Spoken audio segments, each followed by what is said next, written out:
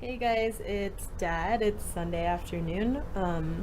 I thought what a great time to talk about a couple of puzzles that I've really been into lately. And I figure Sunday is the most appropriate time if I had to choose. Because it's kind of the day where you sit and you repent for all of the terrible things that you did to your body, and try and kind of recuperate from that a little bit.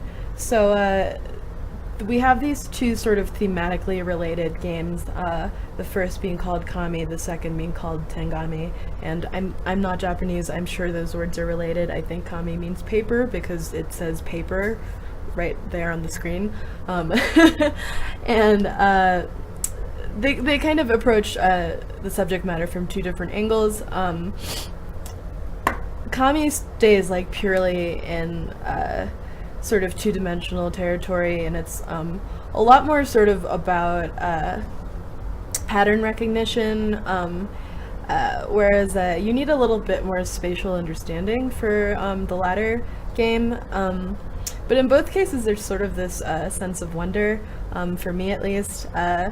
It's sort of like that moment when you take a piece of paper, which we all, we logically know that a piece of paper takes up real world space, but it's so negligible that we can kind of project our idea of two-dimensionality onto it, and we can imagine that it's two-dimensional. And then you crumple it up, you ball it up to throw it in the trash or whatever, and there's this instantaneous transformation where the flat suddenly takes on volume, and it suddenly like exists in your world.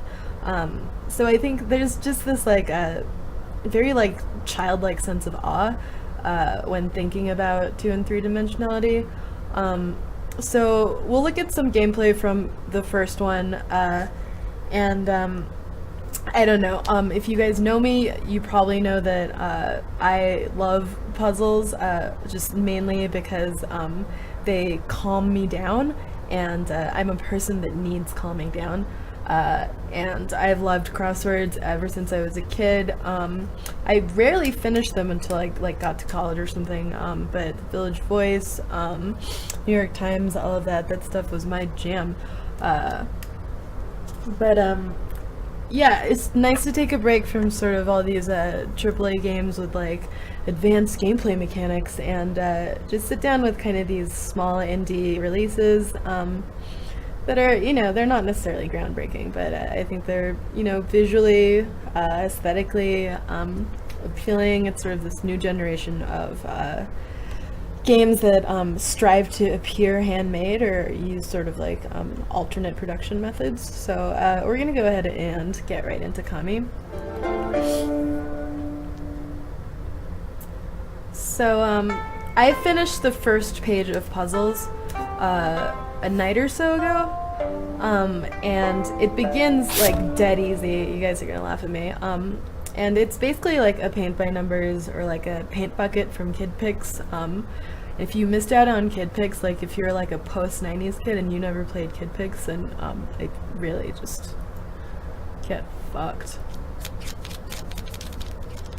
So you're trying to create one single... I'm sorry, that was very rude. It's just that Kid Pix was probably the most incredible thing that ever happened to spur on childhood creativity, aside from like murdering insects, making mud patties. That looks like a watermelon. What was I gonna say? I was gonna say something. Oh yeah, so that first puzzle right there is that's your warm-up. It's supposed to kind of lull you into a false sense of security in that everything's gonna be just like dead simple, dead easy. And some of you guys will definitely have an easier time the more geometrically inclined, but they do get more difficult fairly quickly. And I got stuck at a pretty early juncture before I kind of like struggled my way through the 9th one on this page. So do we want everything to be green or do we want everything to be red? Let the rivers run with blood. All right.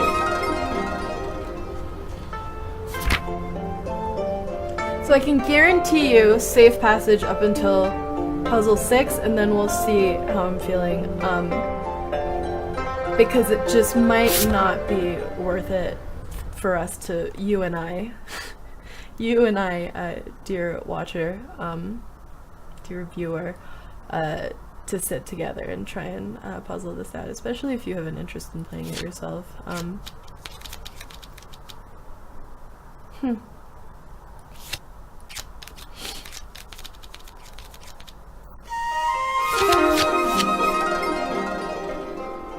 Gee, thanks.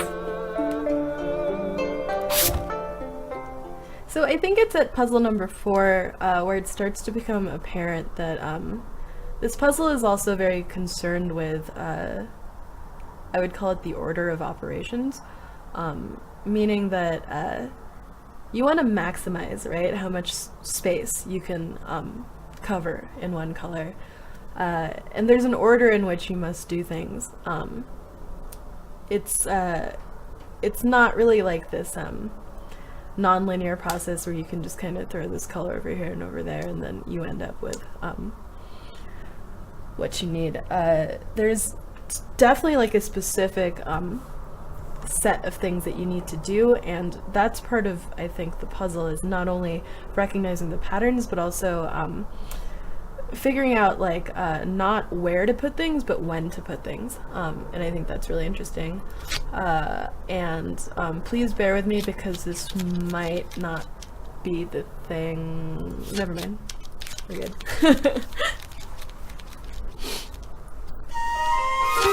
So on the right hand bar you see the total number of like allotted moves that you have to complete the puzzle. And I actually don't know what happens if you go over the limit, so, and we're not going to find out today. But yeah, it's a pretty forgiving game. I mean, you're not going to get penalized for starting over. But here I think sort of, maybe even, like, this is a little bit of a stretch, but my dad plays Baduk, or Go, which is like sort of all about territorial conquest on a two-dimensional plane, right? It's the black and the white struggling for power to take over space, territory. And over here too, I think there's sort of this idea of like these isolated pockets, right? So like the upper left and the lower left, we have the aqua green sort of islands, and then the black that's bordering them off, they themselves are also alienated pieces. And you have to think kind of about like how you're surrounding pre-existing pieces or colors, and where there are openings that you can get into, and how you can, I don't know, convert black territory into red territory, and then looking a few steps ahead, how can you convert that back into black territory, something like that. But not quite as like anxiety inducing and cerebral as Go, like anywhere near that, but it reminds me sort of that kind of you know, divide and conquer, but you're really just playing against yourself here. So my gut feeling is telling me that we need to fill the space between the two black and the red with black in order to unite the black pieces, and to fill the space inside the red circle with red, because we have this this orphan red piece right in the lower right hand corner. And so how about I stop talking about it and I just go for it, man.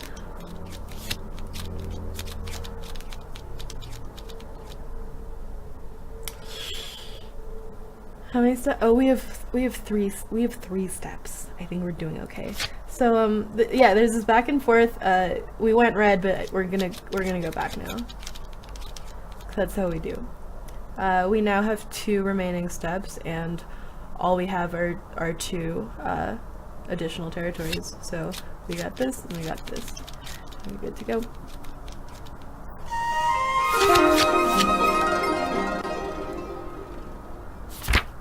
And I think puzzle number 6 is going to be the final one just for this clip, because I don't want to subject you to really just, you know, torture that I put myself through. That word seems to come up a lot when I talk about puzzle games. It's a little worrisome, but this one is probably one of my favorites so far because it's the first one that really plays with your idea of foreground and background. And I don't know about you, but I have a tendency, when I look at this, my knee-jerk reaction is that the red and the black areas are closer to us, to the viewer. They're the foreground. And we're trying to unify the red and black somehow by either turning the red black or the black red, so that we can then turn that whole landmass into aqua green. But so I tried that for a while, and that didn't really like work very well. I was, doing that, like hoping for the best. But it always came down to that lower left. I call them orphans. It's a little orphan piece. There's just always one step too many. So when you start thinking about like the negative space as having switch places with the positive spaces, things get kind of easier, I think. So you take your aqua and instead of what was I gonna say? Sorry, I get a message. Instead of trying to unify the red and the black, you're actually going to be opening up channels, which, like, for me is like a really different way of thinking about it. And so now we have like all this broad open space, and there's a clear pathway between all of the red territories that you would be able to do that, which leaves you with one move, and you can go all black or you can go all red, and I say let's just go goth moon.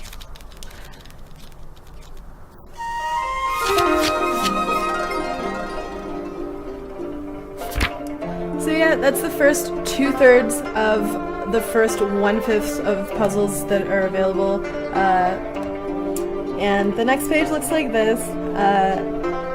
I see like a ton of textile influences, not even like all Japanese, but fabrics from like all kinds of like indigenous cultures, developed nations, like all this stuff.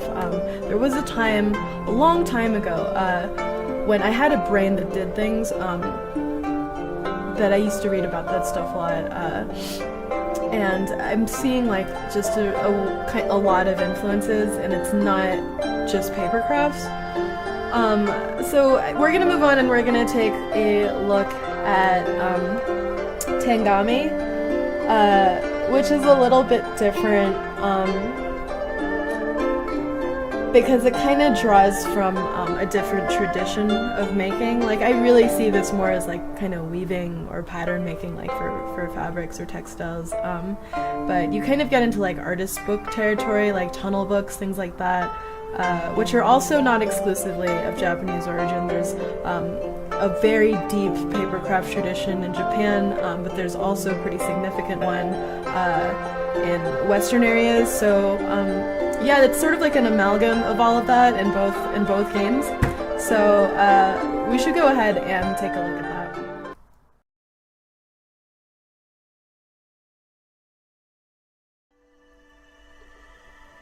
Alright guys, so here we have Tengami, which is sort of a different sort of game that uses the same kind of, it draws from the same material culturally, visually, all of that. And I'm super pleased to see games like this coming out that are affordable and small. They seem kind of precious, you know.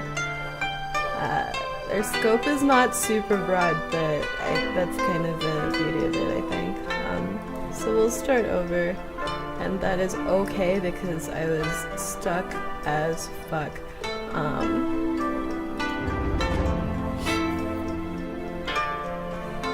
So interactive, it's basically a point and click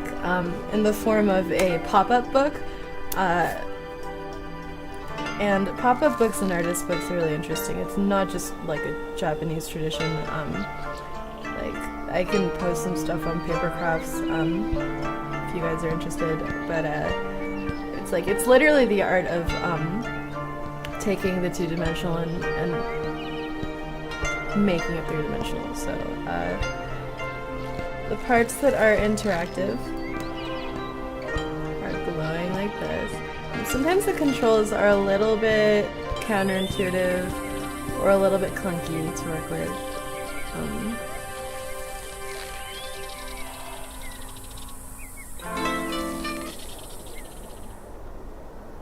I don't remember if you can pick your season. No.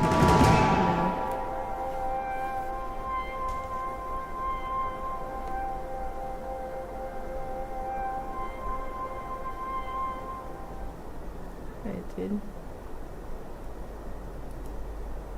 Oh.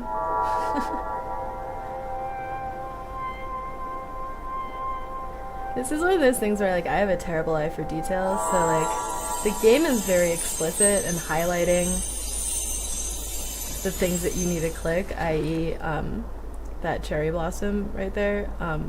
But I probably might have gone, like, half an hour without seeing that. True story has happened.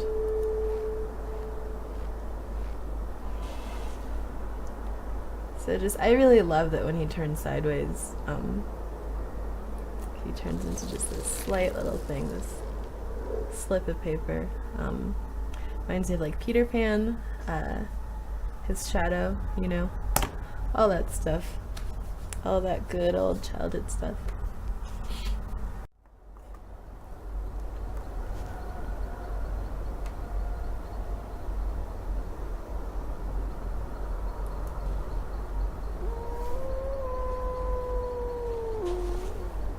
So, public opinion was really divided on Fez, the, I guess, 2/3-dimensional platformer that came out a few years ago. But I thought the mechanics in that game were incredible. And for some reason this game reminds me of Fez, even though it's really not as ambitious or complex as Fez is. But the ability to sort of shift your actual world by changing your perspective, it's the same thing, I think. Because in Fez you can turn your world around like a cube, right? 90-degree turns. And basically like impossible spaces or visual illusions can become real if you position yourself properly, and this game has a little bit of that going on. I wonder, can I like ride that wolf? I don't know. I don't know if I want to mess with that guy. This is not a game for somebody who doesn't have patience.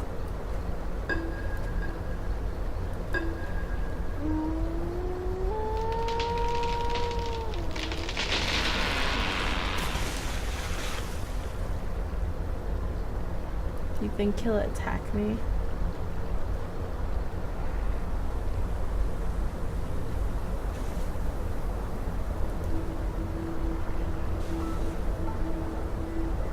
Alright. It's pretty cake so far.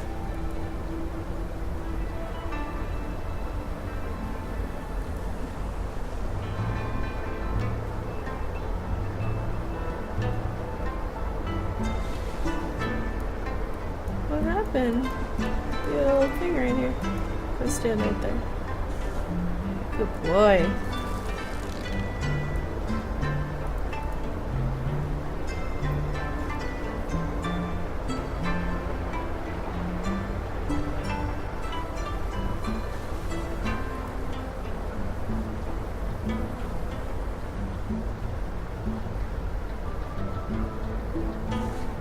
Hey, buddy.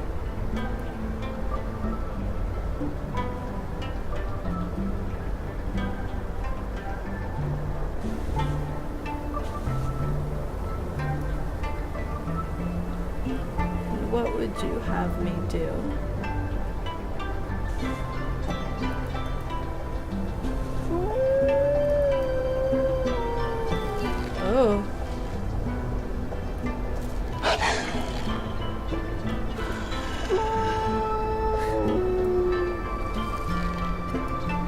Let's walk forward a little ways. There's a lot of backtracking, I remember.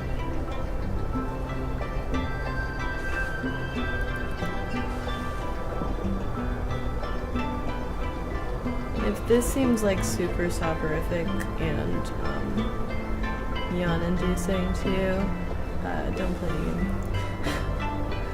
This game is like my Xanax, and God knows I need it, so.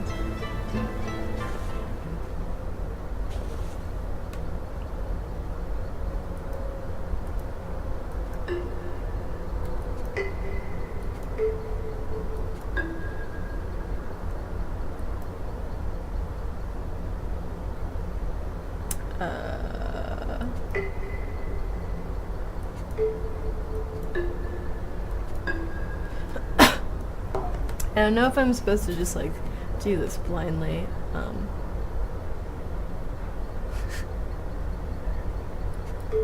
That's the highest pitch, right? It's lower, lower, lower. Nope. Alright, let's look at a hint. Size aside, all wolves must howl.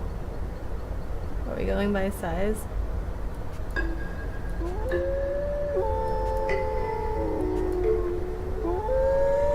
That might have been the thing.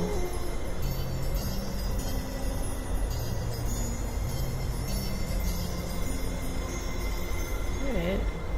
So I think you hit a bit of a dead end here, so we're gonna backtrack. Which may seem a little bit tedious, but I don't know if you noticed in that last frame to the right, that it's like the whole like breaking the fourth wall type of thing. You can kind of see the background of a room, like a human-sized room with this little paper cutout world that's been set up in it. And I like that, acknowledging that the world is not, you know, supposed to be a facsimile or representation of our own, like, all these shooters and everything, but absolutely just that they are just pieces of paper. If my words are making much sense, they make sense in my head. Like over here, you can kind of see the paper windows to the right that you can find in any traditional Japanese house. They used to have them in Korea, they still do, and the kids would lick their fingers and rub out little translucent holes so that they could look outside. Much to the grief of their parents. So, and then you start to enter kind of into like just very basic, like find the missing piece kind of puzzles. This gate appears missing that little sliver of white, so we have our little warrior prince guy running around looking for it. It's all the same pace. Eventually, like, the seasons change, and the background will, whatever, it'll shift with the times, but overall it's like a very steady, even keel kind of game, and yeah, like I was saying, it's like pretty much my benzos, like I pop this like I pop pills, so, really brings your heart rate down, but that's pretty much it. I guess thanks for watching, and I hope that those of you who suffer like I do from just deep wrath and anger for like at least 99% of your day, I hope you find some solace playing some puzzle games, because I know they help me. So until next time, bye!